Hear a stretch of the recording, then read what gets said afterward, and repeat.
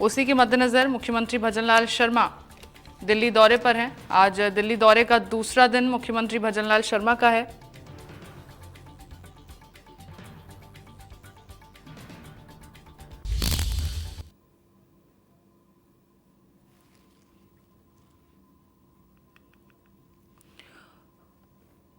और खबर पर ज्यादा चर्चा के लिए मेरे साथ जुड़ गए हैं वरिष्ठ पत्रकार अरविंद पालावत जी। अरविंद जी, आज दूसरा दिन है मुख्यमंत्री भजनलाल शर्मा के दौरे का। पहले दिन क्या कुछ रिस्पांस देखने को मिला इन्वेस्टमेंट समिट के लिहाज से, और आज दूसरे दिन क्या कुछ होने वाला है? जी बिल्कुल, देखिए यदि पहले दिन की हम बात करते हैं तो बेहद ही अच्छा दिन जो है वो कल का यहाँ पर राजस्थान के लिए रहा। दिल्ली के अंदर जो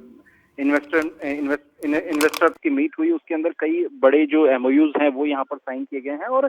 एक ही दिन में करीब 8 लाख करोड़ रुपए के एमओयू है उन पर हस्ताक्षर किए गए हैं। यानी अपने आप में ये कहा जा सकता है कि बेहद ही खास दिन रहा राजस्थान के लिए। और मुख्यमंत्री भजनलाल शर्मा की जो प्रयास थे वो कुछ रंग भी लेकर के यहाँ पर आते हुए दिखाई दे रहे हैं, क्योंकि अब तक जितने भी इन्वेस्टर मीट आयोजित हुई है, चाहे वो बॉम्बे में आयोजित हुई हो, चाहे वो दक्षिण कोरिया में, जापान में, अन्य देशों में, यूएई में आयोजित की गई है,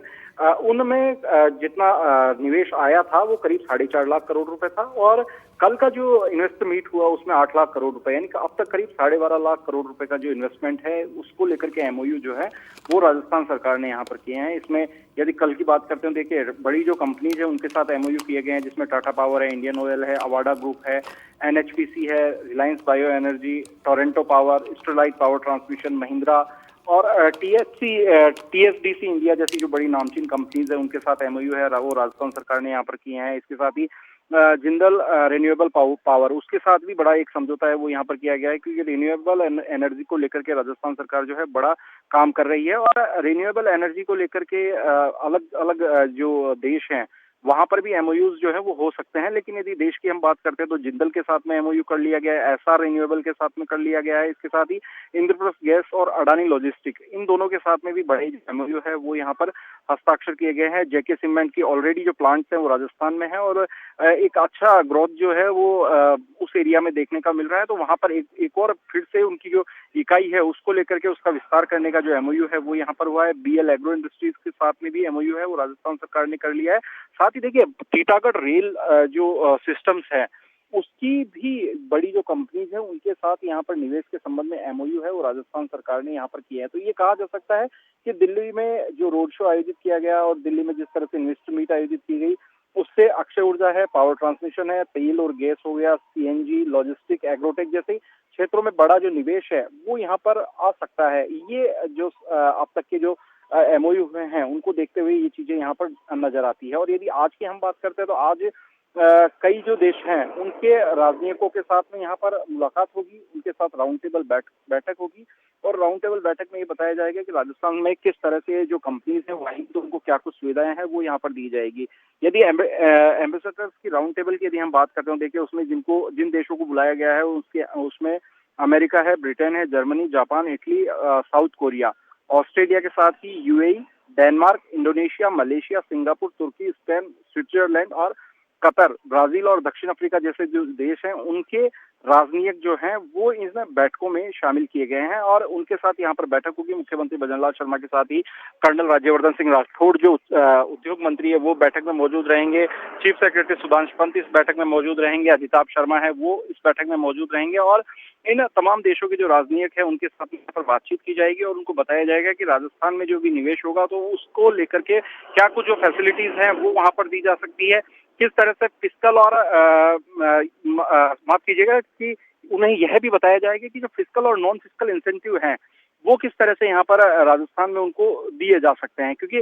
जब भी कोई इंडस्ट्री देखिए लगाई जाती है या जब भी कोई बड़ा इन्वेस्टमेंट आता है तो उसके लिए कई तरह के जो इंसेंटिव्स हैं वो यहाँ पर सरकारों की ओर से दिए जाते हैं। चाहे यदि बड़ी जो कंपनी आती है तो केंद्र सरकार की ओर से भी उनको कई इंसेंटिव दिए जाते हैं और जब राज्यों में जब इंडस्ट्रीज लगती हैं तो उसमें फिस्कल और नॉन फिस्कल जो इंसेंटिव है वो यहाँ पर सरकारों की ओर से दिए जाते हैं। तो उसको लेकर की जानकारी है वो यहाँ पर दी जाएगी कि कितनी जो रियायतें हैं, कितने जो फायदे हैं वो यहाँ पर मिल सकते हैं और उन तमाम देशों से जो निवेश है उसको आमंत्रित करने में इन राजनयिकों का जो सहयोग है वो यहाँ पर मांगा जाएगा। इसके साथ ही सीपीएससी कॉन्क्लेव है वो यहाँ पर आयोजित होगी और इस कॉन्क्लेव में नामचीन जो कंपनीज हैं उनके प्रतिनिधि हैं वो आज भी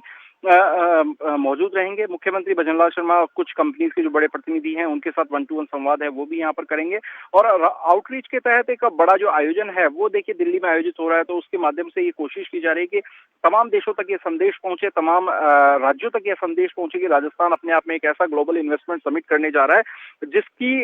जिसके माध्यम से राजस्थान है वो व्यापारियों को न केवल सुविधाएं दे रहा है बल्कि व्यापारियों के साथ ही राजस्थान की उन्नति और राजस्थान के लोगों को रोजगार देने की एक जो कोशिश है वो भी यहाँ पर की जा रही है। तो इस क्रांतिकारी कदम के अंदर तमाम लोगों को जोड़ने की जो बड़ी कोशिश है वो यहाँ पर की जा रही है। राज्य में उद्योग धंधे लगाने के लिए निवेशकों और कारोबारियों को लगातार जो आमंत्रण है वो यहाँ पर दिया जा रहा है और इसको राजस्थान सरकार ये मान रही है कि एक परिवर्तनकारी और बड़ा कदम है, क्योंकि इससे पहले आप देखिए जब वाइब्रेंट गुजरात हुआ तो वाइब्रेंट गुजरात जो है वो उसने गुजरात की तस्वीर बदल दी, क्योंकि देखिए एमओयू होते हैं, एमओयू कागजों में होते हैं, लेकिन वो एमओयू धरातल पर कितने उतरते हैं वो अपने आप में बेहद दिलचस्पी वाली बात होती है। क्योंकि जब भी कोई सरकार बनती है तो उसके बाद में कई बड़े ऐसे प्रोग्राम्स होते हैं जिसके अंदर कई तरह के एमओयू होते हैं, लेकिन वो एमओयू कितने धरातल पर आकर के और काम करते हैं और कितने धरातल पर आकर के उसका जो फायदा है वो जनता को मिलता है वो यहाँ पर देखने वाली बात होगी। तो इसी कड़ी में यदि हम बात करते हैं, देखिए राजस्थान में जब भाजपा की सरकार बनी तो पहले ही साल में इतना बड़ा एक आयोजन जो है वो यहाँ पर किया जा रहा है, तो ये माना जा सकता है कि जो एमओयू होंगे वो आने वाले 3 से 4 साल के अंदर पूरी तरह से उन एमओयूज पे काम हो जाएगा। बड़ी जो इंडस्ट्रीज है वो राजस्थान में आकर के अपना उद्योग धंधे है वो यहाँ पर स्थापित कर लेगी और यहाँ के जो युवा हैं उनको रोजगार मिलेगा। आने वाले 5 साल में जो विकसित राजस्थान का जो एक इकोनॉमिक ग्रोथ की जो रेट जो यहाँ पर मान रहे हैं कि वो उस अकॉर्डिंग जो रेट है वो यहाँ पर इकोनॉमिक ग्रोथ है वो यहाँ पर बढ़ेगी। जीडीपी की यदि हम चर्चा करते हैं तो ग्रॉस डोमेस्टिक प्रोडक्ट्स जो हैं वो यहाँ पर कहीं ना कहीं उनमें एक इजाफा है वो यहाँ पर देखने को मिलेगा और विकसित भारत की जो संकल्पना है वो विकसित राजस्थान के माध्यम से यहाँ पर पूरी होती हुई दिखाई देगी, क्योंकि प्रधानमंत्री नरेंद्र मोदी लगातार कहते हैं कि विकसित भारत जो है वो हमारा सपना है, 2047 तक विकसित भारत है वो हमें करना है। लेकिन विकसित भारत तभी होगा जब हर एक राज्य जो है वो विकसित होगा और हर एक राज्य को विकसित होने के लिए अपने जो रेवेन्यू रिसोर्सेज हैं वो यहाँ पर बढ़ाने होंगे। और इसमें सबसे बड़ा मेन जो मोटो यदि हम बात करते हैं तो मेन इसमें बात आती है कि जो निवेश है यदि वो एफडीआई होगा, फॉरेन इन्वेस्टमेंट होगा, और यदि फॉरेन इन्वेस्टमेंट होगा तो उसका एक बड़ा जो लाभ है वो यहाँ पर मिलेगा, क्योंकि इन्वेस्टमेंट जो है वो विदेशी कंपनीज देकर के आएंगे, उनको हम सुविधाएं देंगे और यहाँ पर जो रोजगार है वो मिलेगा। तो इसका एक बड़ा लाभ है वो यहाँ पर मिल सकता है। जी और उम्मीद यही की जा सकती है कि जिस लक्ष्य के साथ दिल्ली रवाना हुए हैं मुख्यमंत्री भजनलाल शर्मा, उस लक्ष्य को पूरा कर पाने में भी वो आगे कामयाब हो। बहुत शुक्रिया इस चर्चा के लिए अरविंद पालावत जी आपका।